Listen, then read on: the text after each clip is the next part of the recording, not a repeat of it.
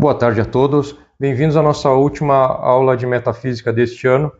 Como esta é a última aula do ano, resolvi fazer uma síntese do que foi visto até agora, mostrando como os princípios estudados na metafísica são um antídoto para a crise atual. Antes de começar, eu gostaria de dizer como serão as aulas ano que vem e quais serão as modificações que serão feitas para essas aulas. Como muitos alunos reclamaram do horário, as aulas passarão a ser gravadas funcionando do seguinte modo: o aluno faz uma inscrição e recebe no e-mail a aula e tem até 4 dias para assistir, ou seja, o vídeo fica disponível por 4 dias e depois o vídeo some. O aluno pode assistir no horário que achar melhor ou no horário que estiver disponível. O link da inscrição está abaixo deste vídeo ou vai aparecer na edição aqui embaixo. E eu ainda estou pensando sobre a frequência das aulas, se uma vez por semana ou uma vez por mês. E a metodologia será o comentário literal do texto de Aristóteles, reconstruindo cada argumento, como nós já vínhamos fazendo. E no assunto da aula de hoje, sobre a metafísica como antídoto para a crise atual, como o que nós estudamos foi o livro Alfa, que é o primeiro livro da metafísica. Esse é o primeiro capítulo que eu utilizarei para mostrar como a metafísica pode ser um antídoto. Como nós sabemos, este livro de Aristóteles, ele estabelece os primeiros princípios da inteligência ou da ciência. A crise, seja ela qual for, se dá pela ausência desses princípios. A palavra princípio já quer dizer primeiro, como ela mesma indica, mas existem princípios e que justificam essa redundância. Querer resolver a crise já é um sinal de início de recuperação, de início da recuperação da inteligência. Muitos há que não reconhecem que existe uma crise. Outros há que possuem uma atitude cínica, negando que a crise possa ter solução, dizendo que devemos apenas administrar a crise, mantendo tudo como está. Vejamos o que diz o livro Alfa, o livro que nós havíamos estudado, sobre os princípios da inteligência. Como nós vimos, a primeira frase da metafísica, Aristóteles começa com a frase: todo homem naturalmente deseja o conhecimento. Essa frase inicial é importante porque é a tese que Aristóteles irá provar nos parágrafos seguintes. Ele enuncia primeiro e prova depois. Santo Tomás comenta que esse desejo pelo conhecimento não é um desejo que está aí em vão em nós. Ele está em nós por algum motivo. Toda a estrutura do nosso ser demonstra esse desejo. Esse desejo é a finalidade do ser humano. O saber é o fim universal do ser humano. Assim como a macieira está para dar maçãs, o homem está para o conhecimento. O homem pode gerar maçãs, mas não por própria natureza, como a macieira. Ele pode manipular as sementes e produzir maçãs. Dito de outro modo, a macieira dá maçã por determinação natural, já que o ser humano entende o que são maçãs. Ele pode plantar, ele pode cultivar, ele pode colher as maçãs. E cultivar maçãs seria impossível se ele não soubesse o que é uma maçã. Ao observarmos os animais, notamos que sua natureza indica sua finalidade. Alguns animais têm pernas para correr, asas para voar, presas para matar e assim por diante. Seria ridículo pensar que um animal sem asas seria feito para voar ou um animal pesado feito para correr. A natureza determina e equipa cada qual com as características que lhe são próprias. O ser humano nasceu com muitas desvantagens em relação aos animais. Não possuímos pelos para o frio, não possuímos nariz capaz de farejar ou o olho semelhante a uma águia capaz de enxergar a quilômetros. O que o ser humano possui, então, é o quê? O que o ser humano possui é a inteligência ou o raciocínio num grau quase incomparável com os animais. O ser humano é o único animal que possui logos, razão ou discurso racional. Os animais têm sensação, imaginação, memória, prudência natural, mas não têm intelecto.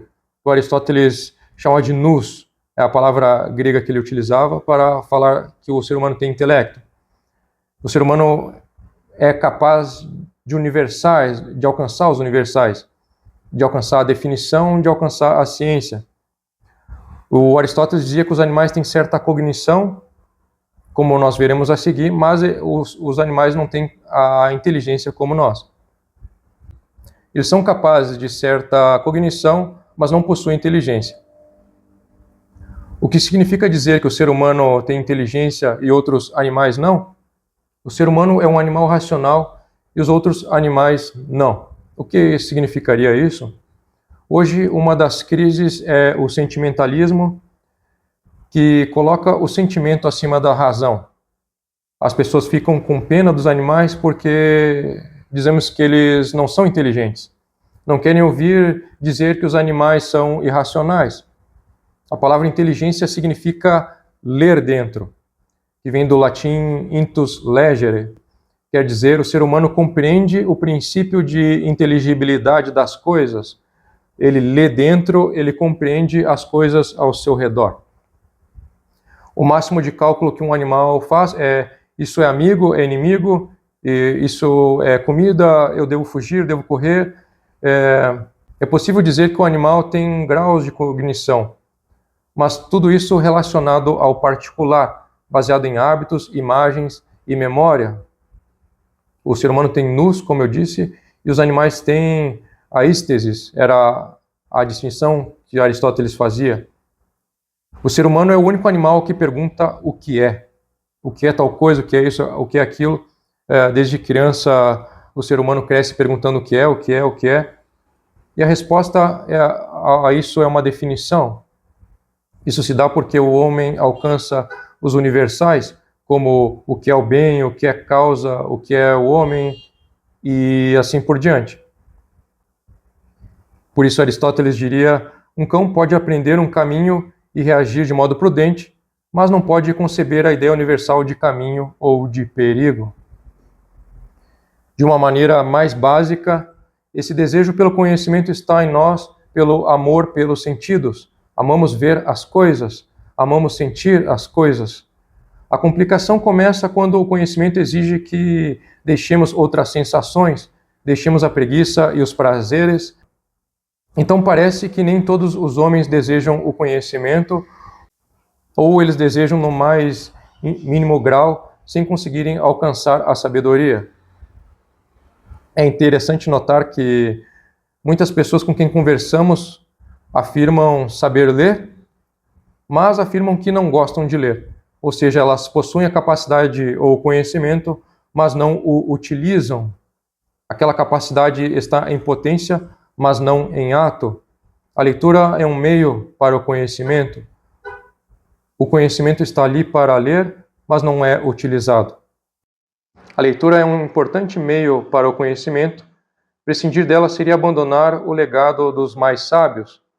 É possível dizer que, sem a leitura de grandes obras, o ser humano não consiga atingir o seu fim, que é o conhecimento mais perfeito.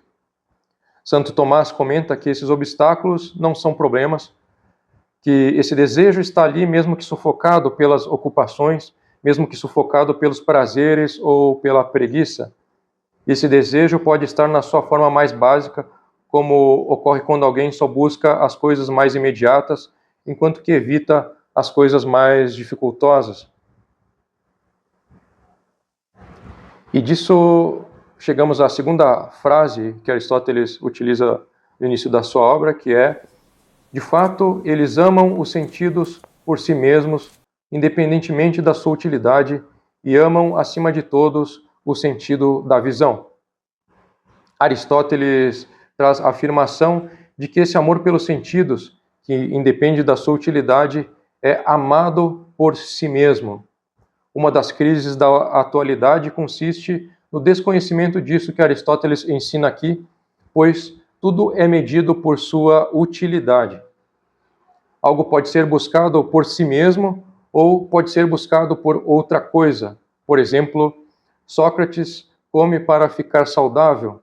A comida é buscada para obter saúde, não é buscada por si mesma.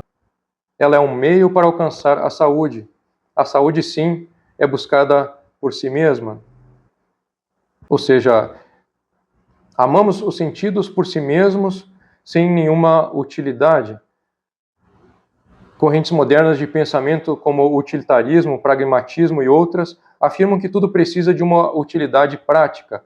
Não é assim para Aristóteles. Aristóteles pensa o contrário.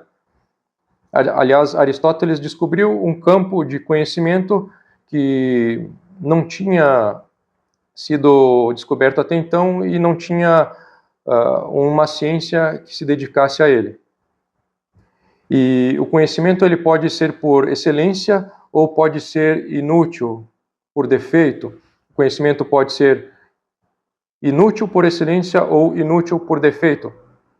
Aristóteles diz que o conhecimento metafísico é inútil por excelência.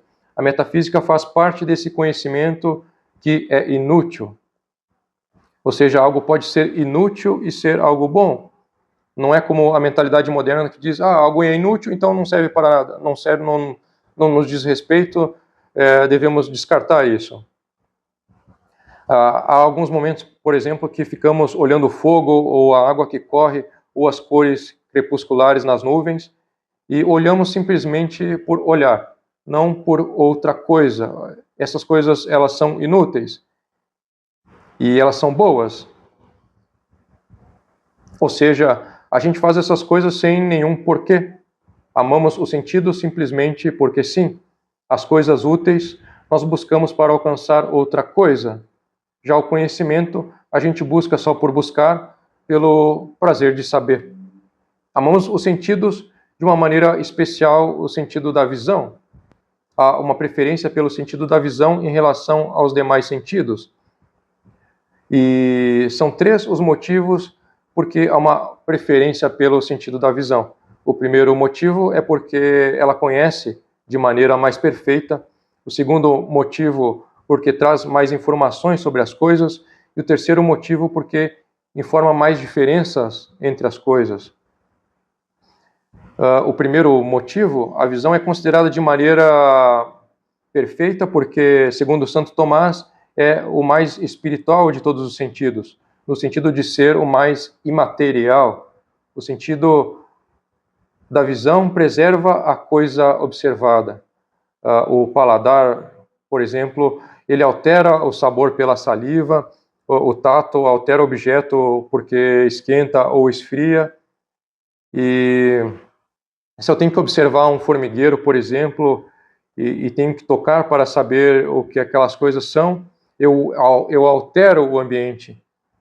Então, a visão ela tem uma vantagem sobre o sentido do tato por não alterar o ambiente observado. A visão mostra o ambiente tal qual é, enquanto o tato, por exemplo, ele altera o ambiente. Sobre o segundo motivo, a visão nos traz mais informações sobre as coisas, ela mostra mais coisas do que os outros sentidos. Por esse motivo que as estrelas são percebidas apenas pela visão. Sem a visão não poderíamos observar os astros.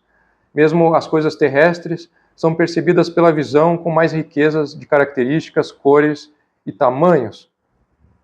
E o terceiro motivo, porque a visão informa mais diferenças entre as coisas, Santo Tomás diz que a visão e o tato captam qualidades que permanecem nas coisas. Santo Tomás disse que a visão e o tato captam qualidades que permanecem nas coisas, como cor, o quente, o frio, a figura, a grandeza, enquanto a audição e o olfato percebem algo que está saindo do objeto. O som está vibrando no ar e o cheiro está sendo também carregado pelo ar. A audição e o olfato captam coisas que estão fluindo do objeto, mas não mais estão no objeto. Isso quer dizer que a visão ela tem uma prevalência sobre os outros sentidos, ela tem uma vantagem sobre os outros sentidos, mas não quer dizer que sempre seja assim. Por exemplo, na música, a audição é um sentido mais primordial, mais central. Também para a vida moral, talvez a escuta e o tato sejam mais decisivos, como o abraço, demonstrar carinho. Também para a fé, a audição ela é muito importante porque a fé vem pelo ouvir. A Sagrada Escritura diz que a fé vem pelo ouvir. E Deus quis que a audição fosse um meio ordinário para a fé. Isso comenta Santo Tomás, que não é somente pela audição, mas Deus quis que a audição fosse um meio ordinário para a fé. Mas as Sagradas Escrituras, por exemplo, dão uma prevalência ao sentido da visão, quando descreve o paraíso, por exemplo, dizendo que no paraíso nós veremos a Deus. Então, mesmo a Sagrada Escritura reconhece que a visão ela tem preeminência espiritual sobre os outros sentidos, e quando fala do paraíso, descreve como nós veremos a Deus. E como conclusão, para que esta aula não fique muito longa, podemos perguntar com sinceridade em que tudo isso toca a crise em que nós vivemos. Por que gastar tanto tempo estudando Aristóteles, Santo Tomás, distinções entre sentidos, metafísica, num mundo que parece pegar fogo em outras frentes, como política, economia, a parte afetiva ou espiritual? Justamente aí aparece o caráter profundamente atual do primeiro capítulo da Metafísica. Ele nos recorda quem somos e para que fomos feitos. E grande parte da crise contemporânea nasce exatamente do esquecimento disso. Se todo homem naturalmente deseja o conhecimento, então uma sociedade que desconfia da verdade, que relativiza tudo, que mede tudo apenas pela utilidade imediata. Se todo homem deseja o conhecimento, então uma sociedade que desconfia da verdade, que relativiza tudo, que mede tudo apenas por utilidade imediata, é uma sociedade que está em guerra com a própria natureza humana. A crise não é apenas econômica ou moral, é, antes de tudo, uma crise da inteligência. Quando já não sabemos o que é o bem, o que é o homem, o que é a causa, o que é o fim da natureza humana, inevitavelmente ficamos à mercê de modas, de impulsos, sentimentos passageiros e pressões externas. A metafísica, ao recolocar as perguntas primeiras, o que é, age como uma espécie de remédio de fundo de uma medicina da alma racional. Além disso, vimos que esse desejo de saber está presente mesmo quando parece sufocado pela preguiça, pelos prazeres, pelas ocupações. Vivemos num ambiente saturado de estímulos, informações e distrações, mas, paradoxalmente, empobrecido de reflexão. Muita gente diz, sei ler, mas não gosto de ler. Tem o instrumento, mas não usa. Permanece na potência, mas não passa ao ato. Neste ponto, o estudo paciente de Aristóteles e de Santo Tomás exige exatamente aquilo que falta ao nosso tempo: silêncio, atenção, esforço, continuidade. É um verdadeiro treino da inteligência para que ela volte a funcionar segundo a sua natureza. Outra dimensão da crise atual é o sentimentalismo, não o sentimento legítimo, que é parte da nossa vida, mas a inversão de ordem que coloca o sentimento acima da razão. Negamos que haja uma diferença radical entre animal racional e animal não racional. Resistimos a dizer que o homem é o único ente deste mundo que pergunta o que é. Quando confundimos instinto com inteligência, hábito com ciência, emoção com verdade, abrimos mão daquilo que nos é mais próprio: o intelecto capaz dos universais, definições e de ciência. O retorno a Aristóteles, à metafísica, é o retorno à estrutura real do ser humano, um animal capaz de logos, capaz de ler dentro das coisas, de alcançar o que elas são. Vimos também que amamos os sentidos por si mesmos, independentemente de sua utilidade, e que entre os sentidos há uma preeminência da visão. Esta afirmação simples de Aristóteles entra em choque direto com a mentalidade utilitarista e pragmatista atual, para a qual algo só vale se serve para alguma coisa, se dá resultado ou se gera retorno. Ora, a metafísica é, por excelência, esse saber que é inútil do ponto de vista utilitário, justamente porque é buscado por si mesmo como a contemplação da verdade. Numa cultura que reduz tudo a ferramenta, a produto, a moeda de troca, dedicar-se a um conhecimento amado por si mesmo é um ato profundamente contracorrente e profundamente libertador. Mais ainda, a preferência pela visão não é um capricho, mas uma imagem poderosa da situação em que nos encontramos. A visão é o mais espiritual dos sentidos porque menos altera o objeto. Ela nos permite ver a coisa como ela é, sem deformá-la. Numa época em que todos querem reagir, responder, comentar, julgar instantaneamente, a metafísica nos convida primeiro a ver. Ver com calma, com profundidade, distinguir, perceber as diferenças, captar as figuras, as grandezas, as proporções. A crise atual é, em grande parte, uma crise de miopia intelectual, ou até de cegueira voluntária. Recuperar a visão metafísica é voltar a enxergar o real para além das aparências imediatas e dos slogans afetivos.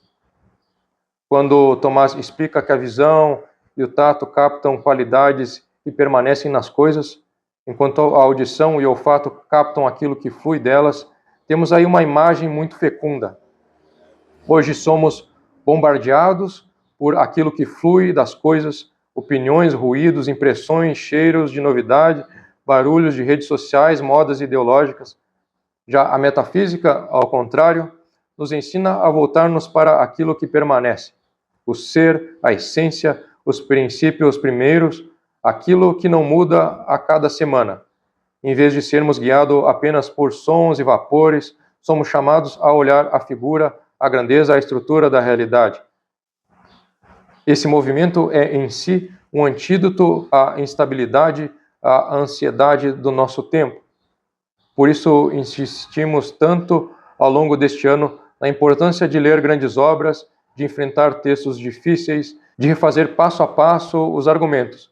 Sem este contato, sem essa disciplina, o nosso desejo natural de saber fica raso, descontínuo e preso ao imediato. A crise atual se alimenta justamente dessa superficialidade. Pessoas formadas por fragmentos, trechos soltos, frases de efeito, sem uma visão de conjunto. O estudo metódico da metafísica de Aristóteles, especialmente guiado por Santo Tomás, reconstrói em nós a ordem da inteligência, devolve-nos a capacidade de ir do princípio à conclusão, de distinguir e julgar com fundamento.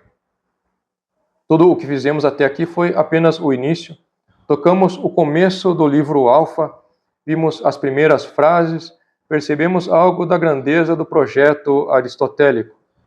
No entanto, os problemas que nos afligem hoje, confusões sobre a natureza humana, relativismo moral, perda do sentido da verdade, crise de autoridade, vazio espiritual, pedem que avancemos muito mais.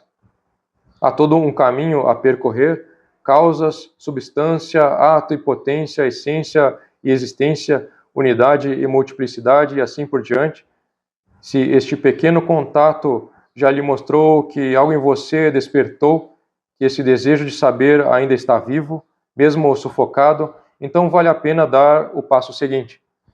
No próximo ano, como expliquei no início, as aulas serão adaptadas para facilitar a perseverança, gravadas para que você possa assistir no melhor horário, com prazo de alguns dias, possivelmente alguns encontros ao vivo e uma metodologia centrada no comentário literal do texto, reconstruindo cada argumento.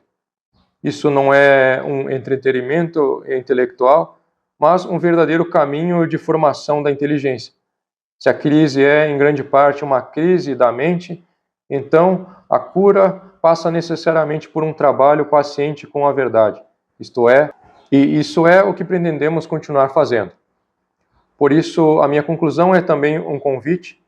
Se ao longo dessas aulas você percebeu que a sua inteligência estava adormecida, que havia em você um desejo antigo de compreender mais profundamente as coisas, de ir além do utilitarismo e do sentimentalismo, não deixe isto morrer. Não volte simplesmente ao piloto automático, às distrações de sempre. Aproveite este momento para dar um passo concreto. Inscreva-se para o próximo ciclo de aulas, organize o seu tempo, decida com antecedência que vai reservar um espaço da sua semana ou de seu mês para este estudo. O link das inscrições estará disponível abaixo na descrição do vídeo ou nos comentários. É um gesto simples, mas que pode marcar uma virada real no modo como você pensa. É um gesto simples, mas pode marcar uma virada real no modo como você pensa, lê, julga e enxerga o mundo. Se todo homem naturalmente deseja o conhecimento, não traia essa inclinação inscrita no seu próprio ser. Deixe que este desejo, até aqui talvez tímido ou sufocado, encontre um caminho ordenado, sólido, fiel aos grandes mestres. A crise atual não será resolvida por um gesto isolado, nem por um slogan emocional, mas pela lenta reconstrução da inteligência e da vida segundo a verdade. Termino então agradecendo a presença e a perseverança de cada um ao longo deste ano e deixando este apelo: não interrompa este percurso justamente agora que demos os primeiros passos mais firmes. A continuação do estudo da metafísica nos permitirá aprofundar os princípios que vimos hoje apenas de maneira inicial e assim tornar ainda mais claro como eles são um verdadeiro antídoto para a confusão de nosso tempo. Conto com vocês no próximo ano, se inscrevam no curso. Muito obrigado.